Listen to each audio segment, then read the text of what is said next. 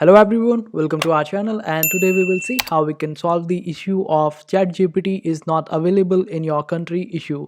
So for that you need to download VPN, and after downloading VPN you can easily change your place or the country, and after that you will be able to use ChatGPT. And you can download any VPN out there. So as an example, I'm showing Hotspot Shield, and just search for it on Google, and after that just open up the very first link that you will see, and after opening up you will be able to see this option of a start free trial, and you can use ChatGPT this way.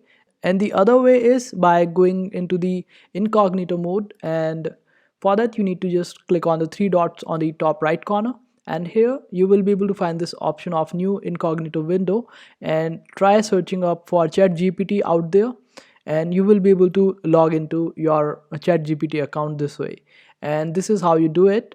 I hope this video was helpful. Make sure to hit that like button and also subscribe to our channel for more helpful videos.